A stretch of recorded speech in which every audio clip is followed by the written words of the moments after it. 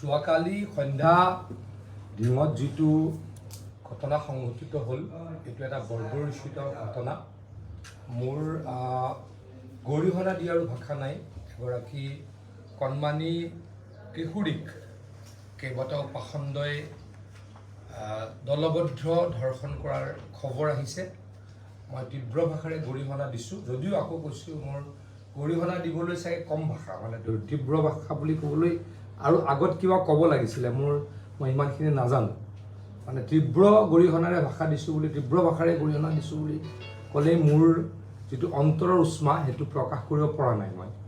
গতিকে মোৰ এই ক্ষেত্ৰত ক'বলৈকে মই শব্দ বিচাৰি পোৱা নাই। ইমান বেয়া ঘটনা, এজনী ছোৱালীক পিছে পিছে বিচাৰি যদি এই পাখণ্ডকেইটাই আক্ৰমণ কৰিছে, অত্যাচাৰ কৰিছে, ধৰ্ষণ কৰিছে, ইয়াৰ বিৰুদ্ধে কঠোৰ শাস্তি নিশ্চয়কৈ হ'ব। মাননীয় মুখ্যমন্ত্ৰী ডাঙৰীয়াই ইতিমধ্যে টুইটযোগে জনাইছে যে দোষীক ৰেহাই দিয়া নহ'ব। ইতিমধ্যে DGP ডাঙৰীয়া ঘটনাস্থলী পাওঁ হৈছে আৰু অলপ আগতে মুখ্যমন্ত্ৰী ডাঙৰীয়াই মোকো টিঙলৈকে যাবলৈ নিৰ্দেশ দিছে। মই 2 মিনিটৰ ভিতৰত ইয়াৰ পৰা টিঙলৈকে ৰাওনা হ'ম। এটা কথা অসমবাসীক ক'ব খোজোঁ যে ডক্টৰ হিমন্ত বিশ্ব শৰ্মা ডাঙৰীয়াৰ চৰকাৰখন এই জঘন্য ঘটনাৰ কাৰণে যি কৰিব লাগে, যিমানখিনি কৰিব লাগে সকলোখিনি কৰিব।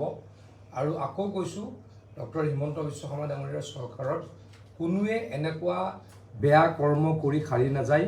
কঠোৰৰ পৰা কঠোৰ শাস্তি নিশ্চয়কৈ দোষীৰ বিৰুদ্ধে বিহা হ'ব। ৰাইজটো ডেফিনেটলি ওলাব, কাৰণ এনেকৈ বাৰে বাৰে য'তে ত'তে এই ঘটনাবিলাক হৈ আছে আৰু পাৰ্টিকুলাৰ কিছু মানুহে এই কামটো কৰি আছে। ৰাইজৰ অশান্তি হোৱাটো স্বাভাৱিক, ৰাইজ ক্ষোভত থকাটো স্বাভাৱিক। কালি ৰাতিৰ পৰাই যথেষ্ট মানুহখিনি উষ্মাত আছে। মই যোৱা ৰাতিৰ পৰাই DC, SP সকলোৰে লগত যোগাযোগত আছোঁ, কাৰণ মই নগাঁও জিলাৰ গ্ৰেজুৱেট মিনিষ্টাৰ বা মই অবিভক্ত নগাঁও জিলাৰে মৰিগাঁও জিলাৰ এজন ব্যক্তি।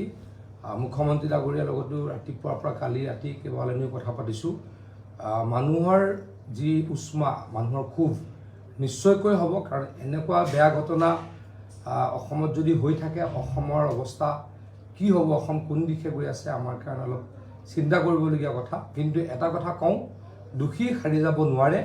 আমাৰ চৰকাৰে কঠোৰৰ পৰা কঠোৰতম শাস্তি নিশ্চয়কৈ বিহিব।